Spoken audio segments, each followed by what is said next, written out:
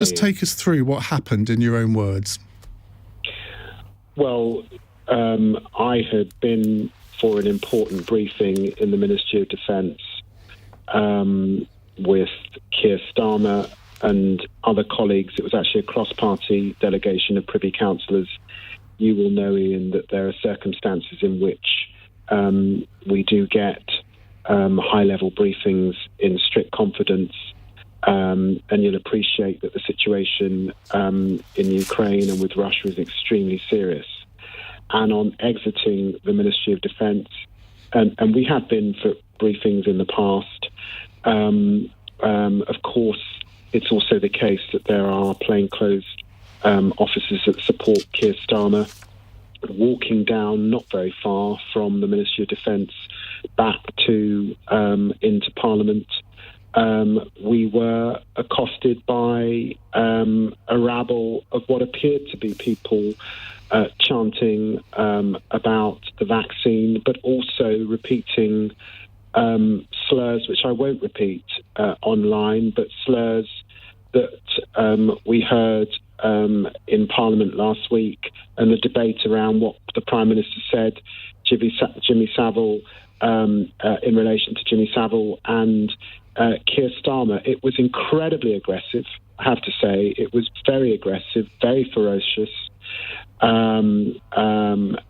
incredibly hostile. And did you actually fear?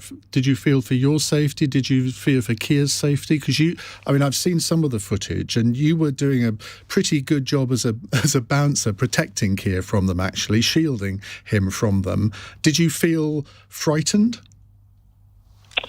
I think the atmosphere was febrile, and I've got to say that the behaviour of some of the protesters was slightly crazed. And in those circumstances, things can be very unpredictable. What I would say is that there were the protection officers who were also surrounding, because they're playing close, you can't tell they're protection officers, and I want to pay tribute to them. And there were 2 police officers, but clearly only 2, because this rabble crossed the street and crossed over once they had spotted Keir Starmer and myself. So it was a febrile atmosphere. Look, Ian, how can I put it? I'm born and raised in Tottenham. You can take me out of Tottenham. You can't take Tottenham out of the man, as it were. And so I wasn't going to let these thugs get their way. And Keir was incredibly cool, very collected. And was simply determined to make his way back and into Parliament. But what they were chanting was obscene, it was horrific, it was wrong. We've got to be able to go about our democratic business. There can be no-go areas for politicians and for any Londoners, frankly. And this sort of behaviour is undemocratic. It's not in the spirit of how we have differences of opinion or debate in our country. It's quite wrong to behave in this manner, and it's very worrying to me that some of what we were hearing had been stoked from mainstream politics in the dispatch box. Because, it is clear that these people probably would have been there anyway, and they would have probably wanted to accost you and Keir anyway. But given the Prime Minister's comments a week ago today, that gave them the excuse to be even more aggressive than they might otherwise have been, I guess. Look, I've seen some of these characters hanging around Westminster in the past. I've seen footage of them in different protests. Piers Corbyn was one of them, by the way.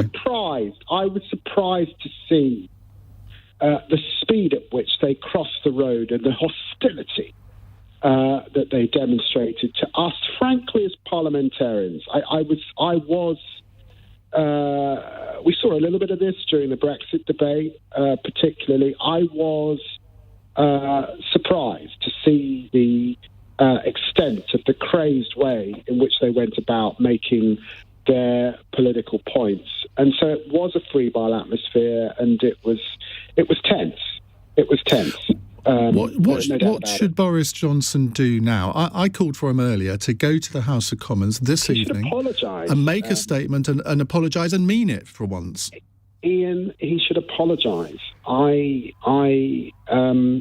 And I say this with no partisan rancour. This is not a partisan moment.